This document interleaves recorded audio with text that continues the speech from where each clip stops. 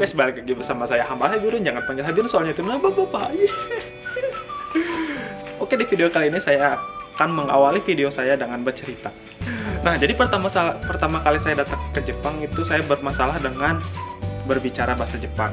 Saya berusaha mencari orang-orang Jepang di sekitar lingkungan saya, tapi di lingkungan sekitar saya jarang banget orang Jepangnya yang keluar rumah. Ada keluar rumah tapi cuma untuk berbelanja ke supermarket atau pergi bareng sama anak-anaknya, tapi untuk pingin ngobrol itu masih bingung gitu, mau ngobrolin apa, mau ngebahas apa. Terus kalau misalnya kita mau ngobrol terus orang Jepangnya ngejawab tapi kitanya nggak ngerti, nanti bahaya, kita malah tengsin,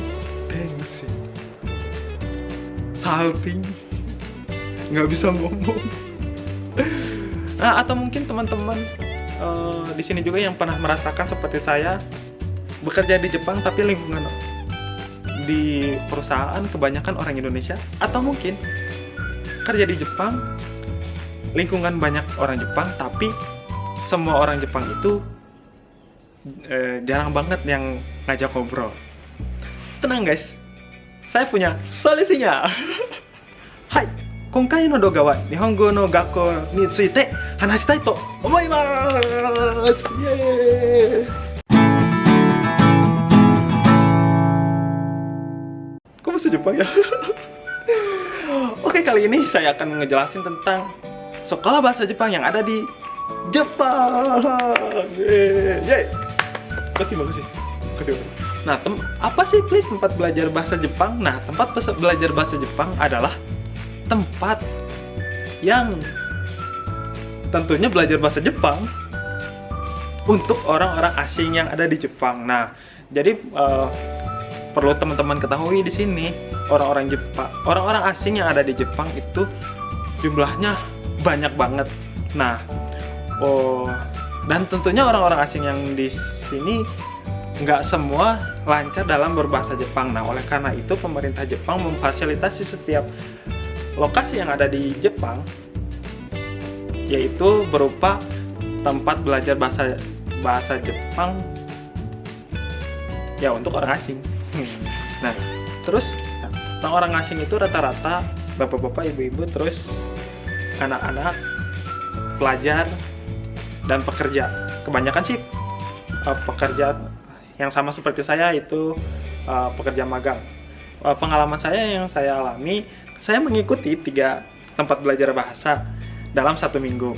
Nah, jadi jadwal saya tuh setiap Rabu malam saya belajar di Kagamigahara International Association. Itu dari jam 8 sampai jam 9 selama 1 jam. Dan di situ bayarnya tuh cuman Rp200 per pertemuan. Nah, uniknya di tempat belajar bahasa di sini yang kita tuh ngobrol langsung sama native speaker, ya orang Jepangnya langsung gitu, bebas apa aja. Biasanya yang saya tanyain sih, ini kosakata ini biasanya dipakai di mana, terus di percakapan sehari-hari ini pakai atau enggak sih gitu. Nah, terus biasanya di Kagamigahara ini juga selain cuma belajar bahasa aja, di jadwal-jadwal tertentu biasanya ada event-event yang tentunya menarik buat memperkaya bahasa Jepang kita dan tentunya memperbanyak relasi. Yeay. Nah, terus berikutnya kalau setiap hari Sabtu saya belajar bahasa Jepang di Kani atau Previa Cafe. Nah, jadi di situ sebenarnya ada 2 jadwal, hari Sabtu dan hari Minggu. Nah, hari Sabtu itu di malam hari mulai dari jam 7 sampai jam setengah 8. Nah, kalau misalnya di situ tuh konsepnya lebih ke Nihongo dasar ya. Kalau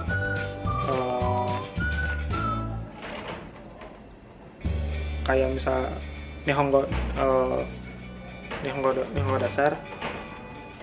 Jadi pertama saya datang itu di tempat situ cocok banget untuk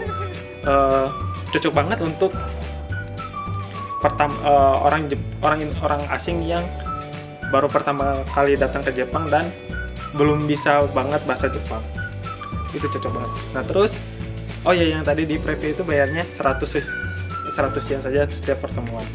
Nah, untuk yang di preview ini tentunya ada selain belajar bahasa Jepang juga ada event-event yang tentunya bisa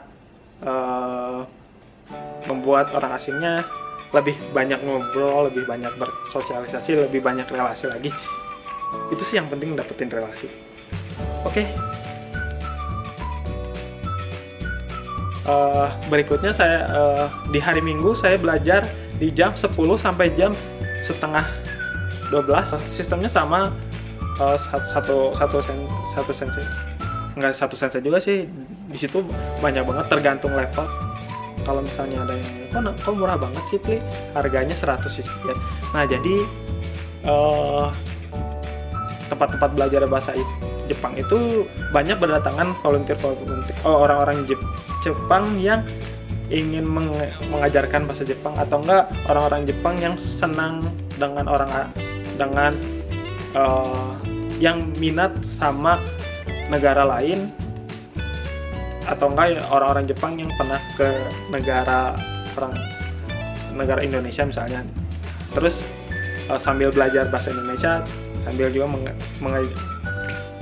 juga mengajarkan bahasa Jepang. Nah, dan volunteer itu nggak dapat gaji, jadi sangat mulia sekali orang-orang Jepang terhadap orang asing. Nah, jadi kalau misalnya teman-teman pengen cari tahu tentang tempat belajar bahasa yang ada di Jepang, teman-teman bisa langsung search aja di Google. Misalnya saya ada di kota Gifu International Association.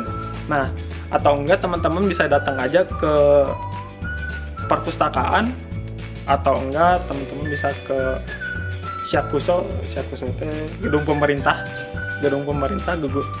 kantor camat lah. Kantor camat, datang ke kantor camat. Terus biasanya informasi-informasi yang ada di Jepang itu kebanyakan datangnya lewat kertas-kertas brosur gitu. Jarang banget kalau misalnya di Facebook atau di Instagram. Sekian saja video saya kali ini. Semoga bermanfaat. Semoga teman-teman yang mungkin ngerasa frustasi ketika di Jepang tidak ada teman ngobrol, tenang teman, saya pernah merasakannya. Dan atau enggak mungkin teman-teman yang butuh pencerahan lagi untuk tentang Nihongo Gakko, mungkin teman-teman bisa komentar di bawah. Sekian video kali ini. Semoga semoga video ini bermanfaat. Kalau misalnya sekiranya tidak bermanfaat bagi teman-teman, seenggaknya saya senang karena saya telah membuat video ini. Sampai jumpa di video berikutnya. Baca.